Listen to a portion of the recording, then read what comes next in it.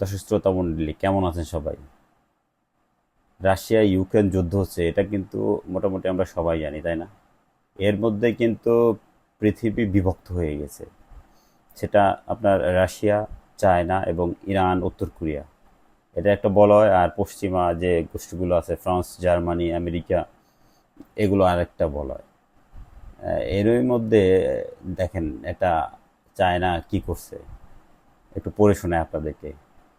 কয়েক দশকের মধ্যে প্রথম আন্তঃমহাদেশীয় ক্ষেপণাস্ত্র পরীক্ষা চীনের।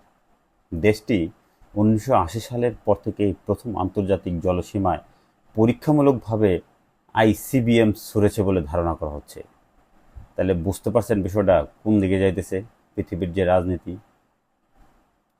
চীন জানিয়েছে তারা প্রশান্ত মহাসাগরে নকল বোমবাহী একটি আন্তঃমহাদেশীয় ব্যালিস্টিক ক্ষেপণাস্ত্রের সফল পরীক্ষা চালিয়েছে। বেইজিংয়ের প্রতিরক্ষা মন্ত্রণালয় জানিয়েছে বুধবার স্থানীয় সময় সকাল 8:44 আইসিবিএম যে ছিল ওইটা ছোড়া হয় এবং সেটি মহাসাগরের প্রত্যাশিত এলাকায় গিয়ে পড়েছে।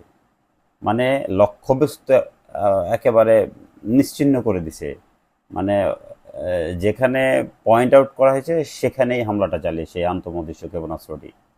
এই পরীক্ষামূলক উৎক্ষেপণটি নিয়মিত কার্যক্রমের এবং বার্ষিক প্রশিক্ষণের অংশ বলে জানিয়েছে তারা। বিবিসি জানিয়েছে কী ক্ষেপণাস্ত্র ছোড়া হয়েছে আর সেটি কোন পথ ধরে গেছে বিষয়গুলো পরিষ্কার না হলেও চীনের রাষ্ট্রায়ত্ত গণমাধ্যম জানিয়েছে বেইজিং সংশ্লিষ্ট দেশগুলোকে আগেভাগেই বিষয়টি জানিয়েছে। পরে জাপান জানায়, জাপান কিন্তু চায়নার একটা প্রতিপক্ষ, তারা এই পরীক্ষামূলক উৎক্ষেপণের বিষয়ে কোনো নোটিশ পায়নি। চীন নিজেদের পারমাণবিক অস্ত্রের পরীক্ষা সাধারণত দেশের অভ্যন্তরে করে থাকে। এর আগে তারা তাদের আইসিবিএম এর পরীক্ষামূলক উৎক্ষেপণগুলো শিনজিয়াং অঞ্চলের তাকলামাকান মরুভূমিতে করেছিল, এটা আমরা জানি।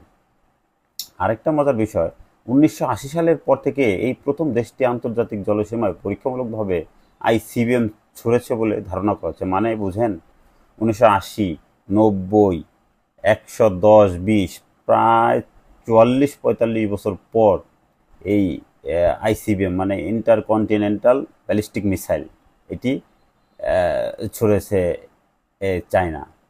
1980-র মে মাসে চীন শেষবারের মতো প্রশান্ত মহাসাগরে আইসিবিএম এর পরীক্ষামূলক উৎক্ষেপণ করেছিল। তখন সেটি 9,070 কিলোমিটার উড়ে গিয়ে নির্দিষ্ট গন্তব্যস্থানে পৌঁছেছিল। সুতরাং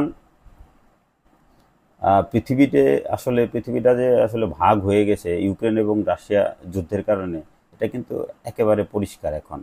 সুতরাং